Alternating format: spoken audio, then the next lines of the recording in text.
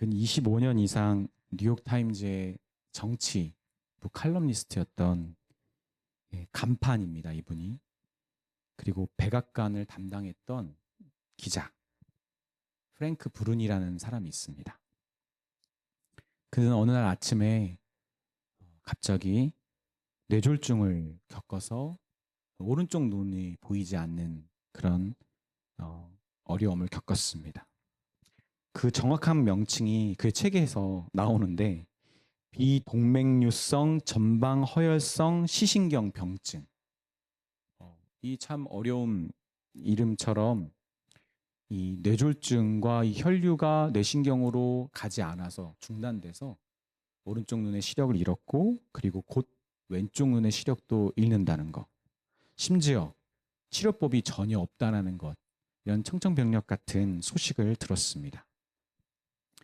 평생 그가 한 50세에 이 병이 이렇게 생긴 걸 텐데 완전함을 향해 평생 동안 달려왔고, 또 그것이 가능할 거라고 생각했던 그가 갑자기 잃어버린 한쪽 눈과 곧 잃어버릴 두 눈, 그 건강에 대해서, 두 눈의 잃어버림에 대해서 그의 책 상실의 기쁨이라는 책에서 그는 이렇게 말했습니다. 이것은 이름과 어둠에 관한 이야기며 바뀌어버린 신념에 관한 이야기다. 맨 처음 등장한 신념은 근거 없이 오만했던, 이제는 버려진 나의 확신이다. 나는 모든 문제는 궁극적으로 바로잡을 수 있다고 믿었다. 그랬던 그가 왜 나만 이런 일을 겪게 되는지, 왜 하필 시력을 잃게 된 건지, 그런 아픔에 대해서 매몰되지 않고 삶이 허락한 상실과 함께 살아가는 법을 배우게 됩니다. 그리고 그는 삶의 상실을 이렇게 정의했어요. 삶의 도전은 상실에 적응하는 것. 넘겨주시는 거 맞나요? 이게 잘 안 나오는구나. 제가 읽어드릴게요. 구체적으로는 판단력과 품위를 키워서 상실은 불가피한 것뿐만 아니라 삶의 유일한 궤적임을 아는 것이다. 그리고 그는 삶의 진정한 가치가 무엇인지를 조금 깨달으면서 또 이렇게 적었어요. 이제 나는 더는 완벽한 땅에 살고 있지 않았다. 애초에 내가 그런 곳에 살았던 적이 있는지 모르겠지만 말이다. 나는 이제 용케도 해냄의 땅에서 살고 있었다. 우리 주 안에 사랑하는 여러분, 수많은 사람들이 얻기 위해 또 채우기 위해 열심히 살아갑니다. 그것이 인생이라고 생각할 때가 있죠. 심지어 우리 그리스도인조차도 신앙의 삶이 배우고 성장하고 쌓아 올리는 거라고 생각하기도 합니다.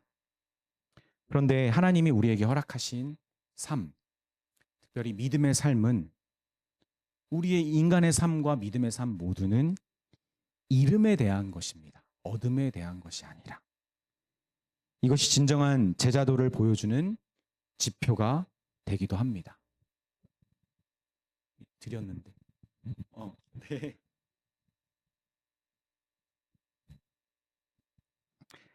여러분은 예수님의 이름 때문에, 예수님을 믿으면서 여러분 무엇을 잃어버렸나요? 아니, 여러분 무엇을 잃을 거라고 이미 알고 대비하고 있습니까? 그 이름으로 생명을 얻은 것 때문에 여러분 무엇을 상실하고 있으며, 그때 여러분의 태도는 어떻습니까? 오늘 본문 사도행전의 전반부, 오늘 본문은 사도행전의 전반부의 마지막입니다. 예루살렘 교회의 부흥과 그리고 사도들을 중심으로 한, 베드로를 중심으로 한 유대인 복음 전파 사역의 마지막 결론을 오늘 본문이 내어주고 있어요. 사도들과 예수님의 제자들은 성령의 능력으로 기적과 능력을 나타내고 하나님의 말씀을 담대히 전했습니다. 그들은 베드로와 요한의 첫 번째 투옥 사건이 일어났고, 또 풀려나자마자 함께 마음을 모아 성령의 능력을 계속 달라고 구했고 기도했고 계속 성령의 능력이 나타나자 우리가 지난 기도회 때 본 것처럼 성령이 충만하게 임해서 땅이 흔들리고 그들이 담대히 하나님의 말씀을 전하게 되고 능력과 기적이 일어났습니다. 그래서 담대한 복음 전파를 해낼 수 있었어요.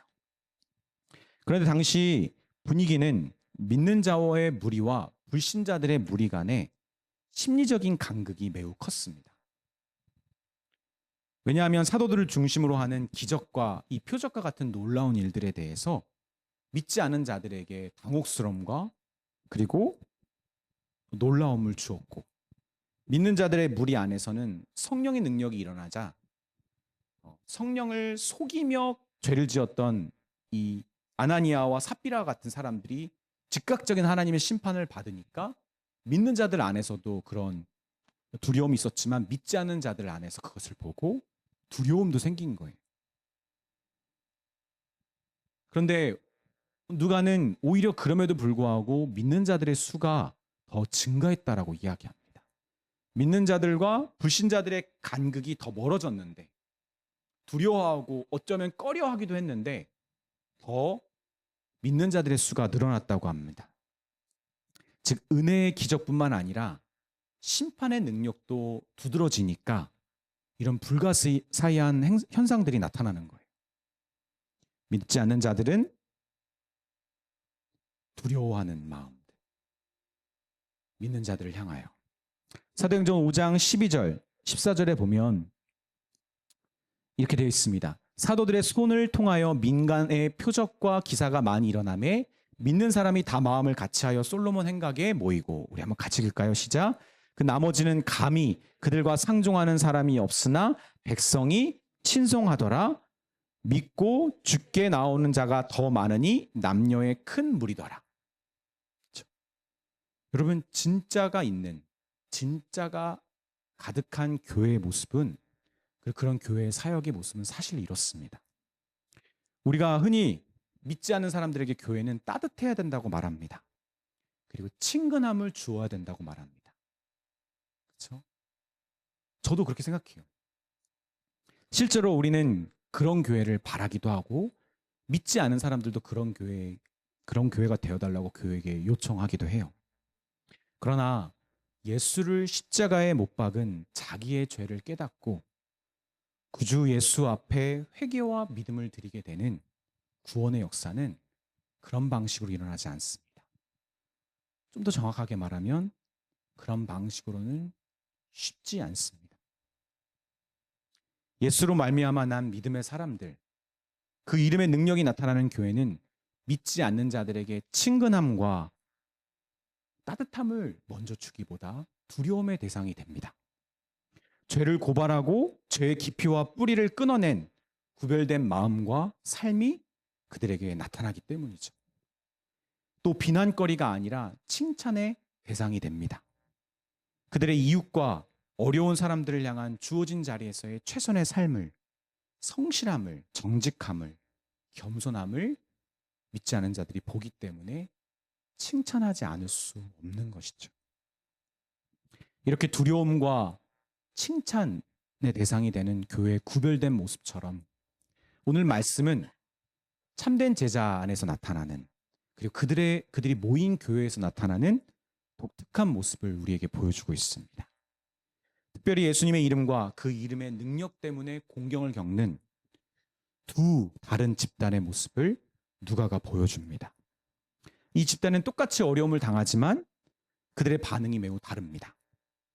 저는 여기서 사도행전의 저자 누가가 우리에게 제시하고 있는 참 제자다움과 그 제자들이 이루는 교회 사역의 특징이 있는 것 같습니다. 우리 주 안에 사랑하는 여러분, 우리는 예수님 때문에 죽고 사는 자들 맞죠? 아멘. 그런데 예수님의 이름으로 하나님께 나아가면서도 그 이름 때문에 겪는 수고에 대하여, 수고 자체에 대하여 만족하는 경우가 있습니다. 그런데 성경은 그 이름 때문에 어려움을 당하는 것보다, 그 자체보다 그 어려움에 대한 우리의 인식과 우리의 태도를 주목하고 있습니다. 저는 오늘 말씀을 통해 그 이름의 능력으로 예수님의 사람이 된 우리 모두가 그 이름 때문에 겪어야 될 수고에 대하여 성령의 사람답게 인식했으면 좋겠습니다. 그리고 성령의 사람답게 그 어려움에 반응하는 은혜가 있기를 바랍니다. 어설픈 친절과 따뜻함, 그리고 일시적인 부분적인 희생으로 예수님의 제자를 흉내내는 요즘 유행하는 말이더라고요. 태무 알리 교회가 아니라 성령 오리지널 교회. 여러분, 그런 교회가 되어야 되지 않겠습니까? 그런 교회, 성령 오리지널 교회가 되기를 주님의 이름으로 빕니다. 아멘. 이렇게 믿는 자들이 더 많아지고 예루살렘 부근의 수많은 사람들이 특히 예루살렘이 아닌데 그 밖에서 병든 자와 아픈 자, 귀신 들린 자들이 예루살렘 안으로 모입니다. 왜냐하면 사도들은 예루살렘을 벗어나지 않았어요. 그들이 오히려 옵니다.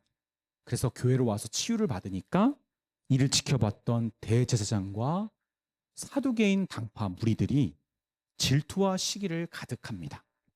그들은 그 예수님의 이름 때문에 자신들의 입지가 위협을 받았던 거죠. 사도행전 17장 5장 17절 18절입니다. 대제사장과 그와 함께 있는 사람 즉 사두개인의 당파가 다 마음에 시기가 가득하여 일어나서 사도들을 잡아다가 옥에 가두었더니. 여기서 우리는 예수님의 이름으로 공경에 빠진 첫 번째 사람들을 발견합니다. 그들은 종교적 권리와 권위가 위협을 넘어서 예수님 이름 때문에 강탈당하고 있음을 보았습니다. 대제사장에게나 사두개인에게나 하나님을 진정으로 섬기는 유일한 길, 예수님을 구주로 믿음과 그 예수의 부활을 믿으면, 받아들이면 그들의 종교적 정체성이 부인되는 거죠. 사두개인들은 부활을 부인했잖아요. 인정하지 않았습니다. 여러분, 이런 종교적인 이유 때문에 종교 중에서 대표적인 사람들이잖아요. 대제사장과 사두개인, 바리새인들. 그 종교적인 이유 때문에 이들이 이렇게 시기와 질투와 사도들을 향한 위협을 가했던 걸까요? 저는 아닌 것 같아요. 종교적인 이유는 사실은 표면적인 외면상의 이유고요. 진짜 내면상의 진짜 이유는 다릅니다. 그들은 그들의 가장 소중한 것이 예수로 바뀌지 않았기 때문에, 가치의 전환이 일어나지 않았기 때문입니다. 주목할 점은 17절에 보면 대제사장과 그와 함께 있는 사람, 즉 사두개인의 당파가, 이 사두개인의 당파가 대제사장과 함께 있었다라는 겁니다. 여러분, 이게 그냥 단순히 얘기하는 걸까요? 이들의 관계가 심상치 않다는 거죠. 여러분, 사두개인이 누굴까요? 사두개인이란 이름은 대개 다윗 시대의 제사장 사독에게서 유래한 것으로 보고, 이 파의 중심 세력은 대제사장들과 제사장들인데 여기에 세습 귀족들과 신흥 부자들이 합세하였다.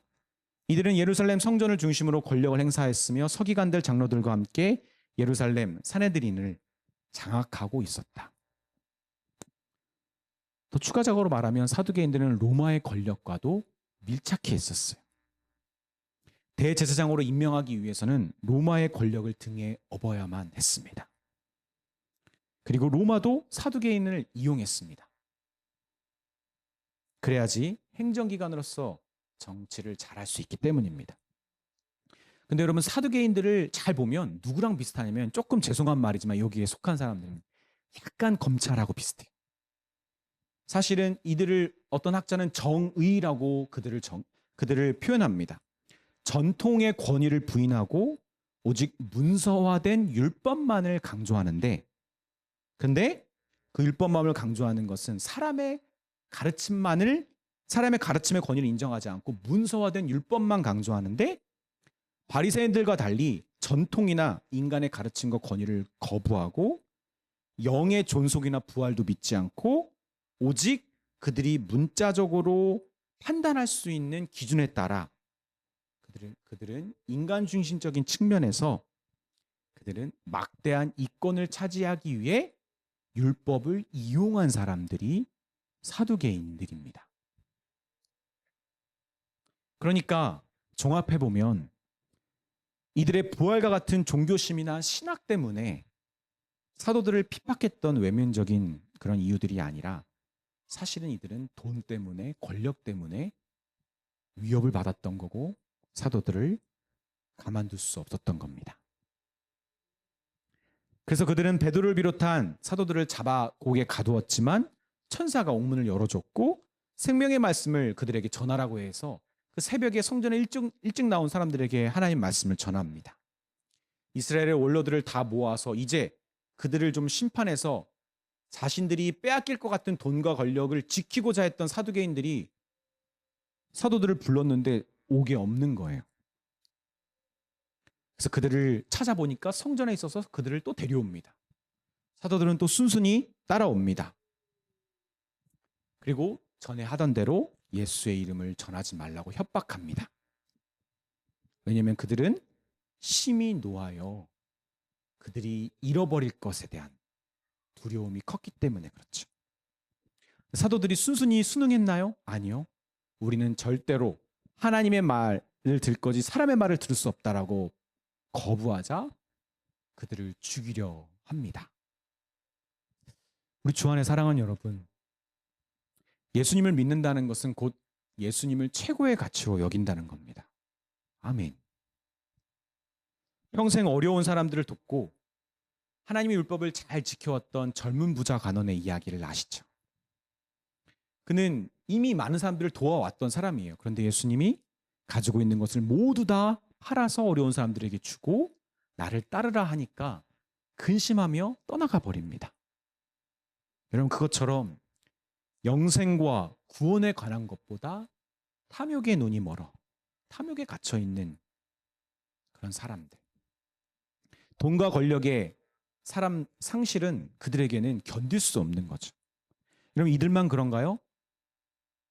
나에게 학벌은, 나에게 부모님은, 나에게 내 좋은 성격은, 나의 외모는, 내가 평생 일구어서 이룬 내 커리어는, 내 건강은, 내 자식은, 내 자녀는,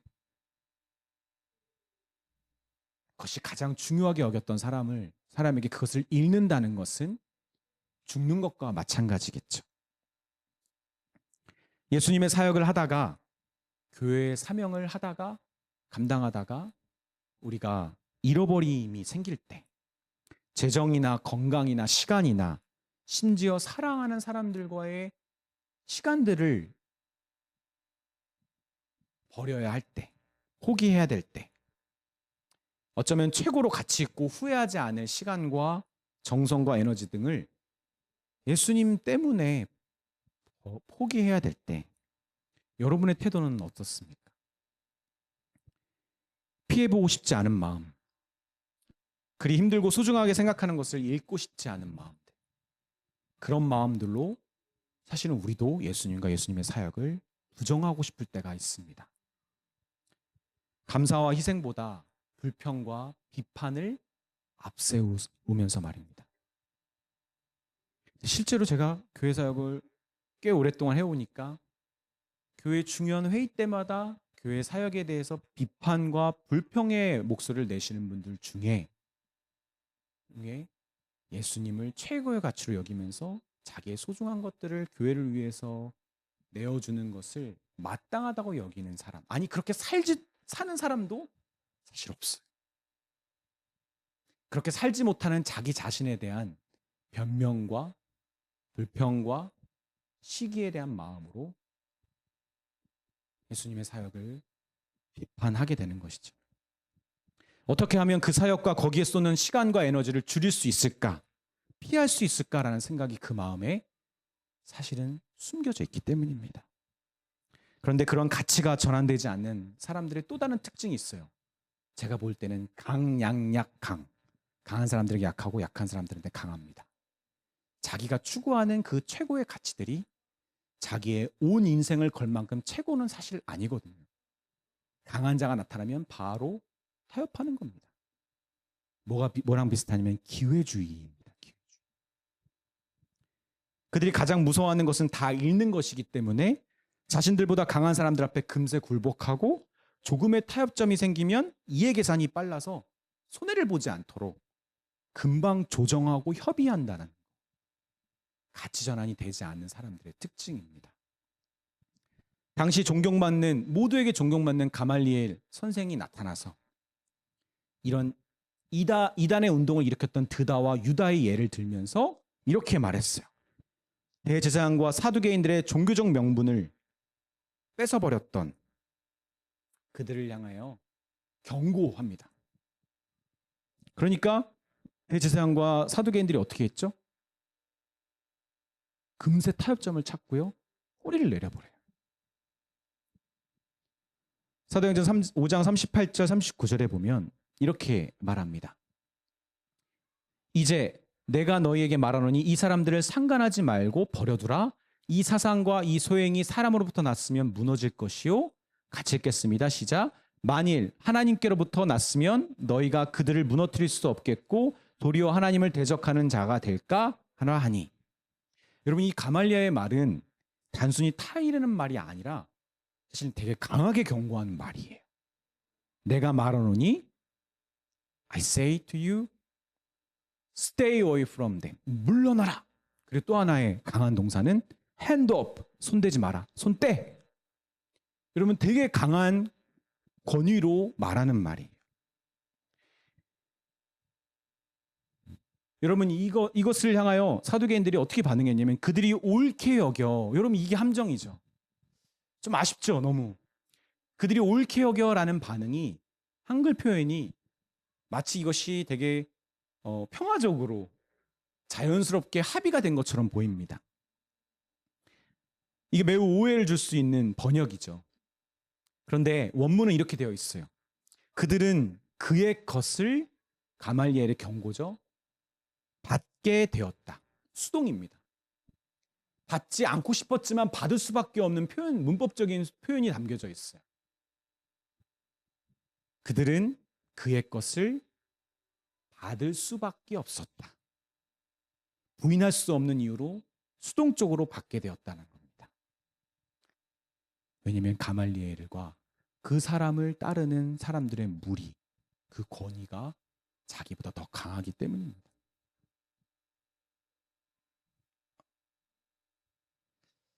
그래서 5장 40절에 그들이 옳게 여겨 사도들을 불러들여 채찍질하며 예수님의 이름으로 말하는 것을 금하고 놓으니. 그렇게 반응한 거죠. 우리 주 안에 사랑하는 여러분, 아직도 우리 안에 여전히 소중한 것들이 모두 예수님으로 같이 이전되지 않은 건 아닙니까? 여러분, 우리 잊지 말아야 됩니다. 우리 안에 예수님보다 더 소중하게 여기는 것들, 그것들이 여러분을 예수님과 예수님의 사역으로 가는 길 가지 못하도록 막을 수 있다는 거죠. 저도 여러분도 우리에게 주어진 것들이 너무 소중합니다. 제 자녀, 제 건강, 제 가족들, 제 인생, 제 젊음 다 소중합니다. 여러분도 너무 소중해요. 그러나 예수님의 첫 번째 가치가 아닌 사람은 분명 예수님의 이름 때문에 내가 소중하게 여기는 것들을 잃어버리면 그것에 대해서, 예수님에 대해서 다른 마음을 품게 됩니다. 예수님을 향하여 틀린 마음을 갖게 됩니다.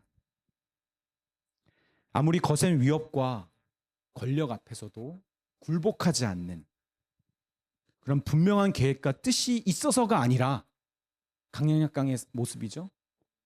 잃고 싶지 않아 타협하려는 기회주의적인 태도로 예수님의 사역에 나를, 그리고 우리를, 그리고 교회를 전심전력하지 못하게 할 수 있어요. 그러나 그 누구보다 자신의 이름을 자처했던 예수님의 제자가 있습니다. 요한복음 12장 3절입니다. 우리 한번 같이 읽어볼까요? 시작. 마리아는 지극히 비싼 향유 곧 순전한 나드 한 근을 가져다가 예수의 발에 붓고 자기 머리털로 그의 발을 닦으니 향유 냄새가 집에 가득하더라. 여러분, 그녀는 누굽니까? 이 그 전에 무슨 일이 일어났죠? 죽은 나사로를, 마리아의 오빠죠, 예수님이 살리셨잖아요. 그 일을 겪고 마리아는 예수님이 오실 날만 기다렸어요. 근데 베다니 사람들이 나사로를 살려주신 예수님을 감사해서 초청해서 식사 만찬을 준비할 때, 정성스러운 만찬을 준비할 때 마리아는 향유옥합을 준비했어요. 자기의 혼수품이자 전부였던 약 3천, 4천만 원 상당의 향유옥합을 깨서 예수님의 온몸에 부었고 그렇게 예수님을 섬겼던 거죠. 그녀의 감사와 사랑을 표현한 겁니다. 요한복음 12장 7절 8절에 예수께서 이르시되 그거를 막으려고 하는 유다와 제자들을 향하여 예수님이 이렇게 말씀하셨죠. 그를 가만두어 나의 장래의 날을 위하여 그것을 간직하게 하라. 가난한 자들은 항상 너희와 함께 있거니와 나는 항상 있지 아니하리라 하시니라. 여러분, 저는 이 그녀의 모습을 보면서 제가 은혜를 받았던 거는 그 향유옥합의 가치보다 감사할 기회를 놓치지 않으려고 했던 그녀의 준비, 기다림을 저는 주목합니다. 그리고 예수님께 받은 은혜에 대한, 비교할 수 없는 은혜에 대한 합당한 감사를 드리려 했던, 그녀의 가지고 있는 게 그게 최고니까 그런 모습에 주목합니다. 우리 주 안에 사랑하는 여러분, 우리는 주님의 은혜를 갚을 수는 없지만 감사로 반응할 수는 있습니다. 그리고 그것이, 여러분, 우리는 특권임을 알아야 돼요. 예전에 언제 이 정치 토론 패널과 여성의 권리, 남자들의 징병제도, 뭐 이런 거 갖고 싸우는 패널의 모습들을 봤어요. 근데 어떤 여성이 나와서, 젊은 여성이 나와서 여성이 육아를 하게 되면, 아이를 낳게 되면 잃는 게 얼마나 많은지에 대해서 막 열변을 토했습니다. 근데 그 얘기를 한참 들었던, 제 생각에는 전여옥 씨였던 것 같은데, 그분이 딱 마이크를 드실 때 이 한마디가 전 너무 충격적이었어요. 여성분, 왜 그것을 잃는다고 생각하세요? 육아는 특권이에요, 특권. 아무나 할 수 있는 거 아니에요, 그거. 딱 저는 이 한마디가 너무 충격적이었어요. 다 여성으로서의 자기의 소중한 것을 다 잃는 것이 육아라고 생각했던 여성들에게 그건 아무나 하는 거 아니고 그건 특권이라는 말에, 이것에 대한 생각의 전환, 가치의 전환이 된 사람의 모습을 보았어요. 여러분, 우리 잊지 말아야 됩니다. 감사할 기회를 놓치지 않는 것, 합당한 감사를 드리는 것, 감사로 반응할 수 있는 기회는 언제나 있는 것도 오는 것도 아닙니다. 감사로 반응할 준비가 된 사람, 그 준비를 하고 있는 사람에게 하나님이 주시는 겁니다. 그리고 받은 은혜에 합당한 감사는 그 크기와 액수를 넘어서 우리는 전심의 제사밖에 없어요. 막 이것저것 재고 계산하는 거 안 되죠. 바로 그런 사람과 그런 교회를 하나님은 거룩한 사역에 동참시켜 주시는 겁니다. 여러분, 프라이스리스라는 말 아세요? 프라이스리스. 돈과 리스라는 없다라고 해서 이것이 혹시 이 단어를 공짜라고 헷갈릴 때가 있는데, 프라이스리스는 공짜인 것처럼 보이지만 사실 공짜가 아니라 값을 매길 수 없는 이라는 뜻이에요. 이 단어와 가장 잘 어울리는 사람이 있어요. 그는 독일의 나치 히틀러를 대항하여 히틀러를 암살하려고까지 했던, 그렇게 자신의 삶을 던졌던 디트리히 본헤퍼입니다. 그는 그의 책 제자도, 원래 원제는 제자도의 대가입니다. The Cost of Discipleship인데, 거기서 이렇게 얘기합니다. 우리 한번 같이 읽어볼까요? 시작. 비록 우리에게 예수의 은혜가 무조건적으로 공짜로 주어졌지만 그렇다고 해서 그 은혜가 싸구려라는 말은 아니다. 우리 구주 예수님께서 모든 하나님의 위엄과 능력을 버리시고 인간의 몸을 입어 연약한 육신으로 십자가에서 우리의 죄, 여러분의 죄를, 나의 죄를 위해 죽임당하셨습니다. 하나님의 아들의 죽음은 그 죽음으로 우리는 허락된 은혜예요. 그래서 보네포의 이 말이 전혀 저는 다 틀리지 않다고 생각합니다. 그는 이렇게 말했어요. 값비싼 이 은혜가 싸구려 은혜가 되지 않는 것은 우리가 이 은혜를 어떻게 대하며 살아가는지에 달려 있습니다. 가치 전환을 그렇게 완전히 할 필요까지는 없는 걸까요? 전 아닌 것 같아요. 전 저와 여러분이 예수님으로 가치 전환이 이미 끝났기를 바랍니다. 주님의 사역에 대한 우리의 계획과 실행, 때로는 중단해야 되잖아요. 그렇죠? 주님의 계획을 계획했지만 중단해야 될 필요가 있습니다. 근데 그것이 계획을 하든 진행을 하든 중단을 하든 잃고 싶어서가 아니라 올바르게 잃고 싶어서 다 행하는 거였으면 좋겠어요. 그게 가치 전환이 된 예수님의 제자다움 특징인 것 같습니다. 아멘. 그러나 여기 예수님 이름 때문에 공경을 당하는 또 다른 사람들이 있어요. 그들은 바로 사도들이었고 예루살렘 교회였습니다. 사도행전 5장 41절입니다. 사도들은 그 이름을 위하여 능욕받는 일에 합당한 자로 여기심을 기뻐하면서 공의 앞을 떠나니라. 이들은 가치 전환이 된 사람들일 뿐만 아니라 예수님의 이름 때문에 겪는 상실에 대한 태도가 달랐어요. 그들은 분명 예수님의 일을 하다가 두 번째 투옥을 당했고 죽음의 위협과 협박을 또 받았습니다. 앞서 40절에 이 사두개인들이 타협하여서 채찍질하고 풀려주잖아요. 근데 여러분 이 채찍질이 그냥 채찍질이 아닙니다. 살짝 맞은 게 아니라 40에 하나 감한 유대적인 처벌, 이거를 맞다가 죽은 사람도 많이 있을 정도로 거의 죽음의 위협까지 당했던 처벌이었어요. 그들은 마음과 몸과 건강을 사실은 다 잃어버린 거죠. 특별히 제가 사도행전에서 신약에 있어서 하워드 마셜이라는 학자를 되게 신뢰하고 잘 보는데 그분이 틴데일 주석에서 이렇게 말합니다. 그 처벌은 그리스도인들을 제재하지 못했다. 뿐만 아니라 그 처벌은 또한 그들을 기쁨으로 충만케 하였다. 그들은 굴욕과 신체적 고통을 견뎌야 했고 따라서 매우 실제적인 의미에서 그들은 결코 행복함에 빠질 수 없었음에 틀림이 없다. 그러나 그들은 그 예수님의 이름 때문에 겪는 상실을 어떻게 받아들였습니까? 하지만 동시에 그들의 반응은 그들이 하나님에 의해 복음을 위하여 혹은 여기에서처럼 그 이름, 즉 예수의 이름을 위하여 고난을 함께 받는 일에 합당한 자로 여김을 받았기 때문에 주어진 기쁨의 일환이었다. 여기에서 우리는 박해 중인 그리스도인이 드러내야 하는 고난 안에서 기뻐하는 구체적인 사례를 만나게 된다.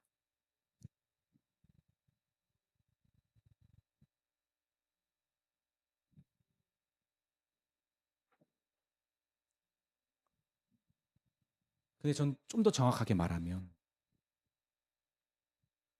정리하면 전 이거 같아요. 정확하게 말하면 고난 받았기 때문에 기쁜 게 아니에요. 고난 받았기 때문이 아니라 하나님이 그들을 예수의 이름을 위하여 굴욕과 수치와 상실을 겪는 일에 합당한 자로 여겨주셨음을 알았기 때문에 기쁜 거예요. 고난 그 자체가 아니라 그러면 좀 변태일 수 있죠. 그렇죠? 고난 받았다고 좋으면 고난 받을 때 안 거예요. 하나님은 우리를 예수의 이름을 위하여 상실을 겪는 일에 합당한 자로 여겨주고 있구나. 우리를 종으로 인정해 주셨구나. 그것이 깨달아져서 기뻤던 거예요. 즉 그들의 수고와 희생, 이름 그 자체가 아니라 그것을 하나님이 인정하시고 그 예수의 남은 고난에 참여하게 합당한 자로 허락해 주신 것이 말할 수 없는 그들의 기쁨이었습니다. 여러분 여기에는 어떠한 생각이 담겨져 있을까요? 맞아요. 겸손입니다. 그런데 좀 더 정확하게 말하면 서번트십입니다. 종됨을 가지고 있는 거예요. 근데 여러분 제자도는요. 진정한 제자도는 서번트십이 없는 디사이플십은 없습니다. 그건 가짜 제자예요. 성령으로 난 자는 예수로 말미암아 믿음이 생긴 디사이플십의 진짜 진위 여부는 바로 이 서번트십이 있냐에 달려 있어요. 제자입니까? 아니. 여러분, 예수님의 종 맞습니까? 예수님이 종으로 여겨주시는 것만으로도 여러분 말할 수 없이 기쁩니까? 그 자체가 영광이고 기쁨이고 종으로 섬길 기회를 주신 것에 너무 신나서 계산도 이해타산도 필요 없는 사람. 착하고 충성된 종은 주인의 뜻을 스스로 판단하지 않습니다. 그리고 주인이 섬길 기회를 주시는 것에 진정한 감사와 은혜를 누리는 자입니다. 마태복음 24장 47절에 내가 진실로 너희에게 이르노니 주인이 그의 모든 소유를 그에게 맡기리라. 저 하나님을 위해 살고 싶은데요. 근데 그게 뭔지 모르겠어요. 그리고 그럴 기회를 하나님이 별로 안 주셨어요. 왜 안 주셨을까요, 여러분? 여러분의 디사이플십이 서번트십에서 나오지 않았기 때문일 수도 있습니다. 예수님은 그런 종에게 하나님의 일을 거듭 맡기십니다. 여러분, 그 결과가 어떻죠? 앞선 대제사장과 사두개인들, 그 사람들은 가말리알 한마디에, 그 구두 경고 한마디에 바로 움츠려들어서 자기의 뜻을 굽히지만 예수님의 이름 때문에 심한 매질과 두 번의 투옥과 경고와 잃어버린 건강에도 그들은 그들에게 주신, 주인이 주신 하나님의 계획과 뜻을 멈출 수가 없었습니다. 5장 42절입니다. 우리 한번 같이 읽겠습니다. 시작. 그들이 날마다 성전에 있든지 집에 있든지 예수는 그리스도라고 가르치기와 전도하기를 그치지 아니하리라. 예수로 같이 전하니 끝난 사람들은 그 이름, 그 예수 이름 때문에 이름이 기쁨이, 심지어 어둠이 됩니다. 이들이 바로 예수님의 진정한 종이며 제자입니다. 지난주 제가 정혜영 기도회 때 제 최근의 어려움들을 나눴어요. 너무 마음이 지쳐있고 몸도 지쳤고 쉬고 싶다라는 말을 제가 아내한테 거의 한 적이 없는데 최근 몇 주 동안 막 했어요. 심지어 개척한 이후에 제가 가장 목회를 계속 하는 것이 맞을까라고 하는 약간의 에너지가 고갈됨을 느끼기도 했어요. 그런 생각을 조금 가질 수 있잖아요. 사람이니까. 가졌을 때 사단은 틈을 딱 그 틈을 놔두지 않고 틈을 딱 파고들어서 내가 이 목회 사역 때문에 있는 것에 대한, 손해보는 것에 대한 그런 가치 전환을 또 시키려고 하는 거죠. 아이들과 함께 시간을 못 보내는 거, 아내에게 내가 정말 마음 편하게, 주말도 마음 편하게 좀 아내와 함께 보내고, 항상 설교 준비와 교회 사역에 매달려 있는 남의 남자 남편과 살고 있는 아내에 대한 미안함, 이런 것들이 자꾸 저를 더 힘들게 만드는 거죠. 근데 저는 이 말씀이 저에게 해주는 말씀인 것 같아요. 잃어버리는 것 당연한 건데, 예수님 때문에 사는 것은 잃어버린 것 당연하고 오히려 잃어버릴 수 있는 특권을 주신 것이 영광이고 감사한데 자꾸 이 땅에서 잃어버린 것을 정말 그것이 죽음이라고, 그것이 상실이라고 생각했구나. 서두에 제가 소개했던 프랭크 브루니 칼럼니스트, 그는 사실 어렸을 때부터 동성애를 했던 게이입니다. 남자인데 남자를 좋아하는 사람입니다. 그는 그의 책에서 그렇게 자기의 어렸을 때부터의 감정을 솔직하게 말했어요. 그는 여전히 신을 믿지 않지만 자기에게 평생 어울리지 않았던, 그리고 스스로도 이해할 수 없는 기도를 하기 시작했습니다. 시력을 잃었지만 오히려 상실이라는 삶의 진정한 모습을 보게 된 그는 이렇게 말했습니다. 안 보일 수도 있는데요. 안 보이죠? 제가 읽어드릴게요. 제가 이거 좀 잘못 준비해서. 하지만 단 한 번도 나 자신을 무신론자라고 과감하게 선언하지 못했다. 언제나 나를 붙드는 무언가가 있었다. 우리 주 안에 사랑하는 여러분, 우리에게 먼저 중요한 것은 무엇 때문에 잃어버리냐입니다. 무엇 때문에. 그러나 대제사장과 사두개인들, 그리고 사도들의 이 차이를 보면서 우리가 배운 것은 그 이름 때문에 겪는 잃어버림과 상실을 우리가 어떻게 대하는가입니다. 저와 여러분이 그 이름으로 말미암아 죽음에서 생명으로 옮겨진 것 같이 그 이름 때문에 이름을 기뻐하고 자처하고 그것을 특권으로 여기며 겸손히 또 다른 생명을 구하는 일에 쓰임받는 주님의 참된 제자들과 그런 참된 제자들이 이루는 교회가 되기를 주님의 이름으로 빕니다. 아멘.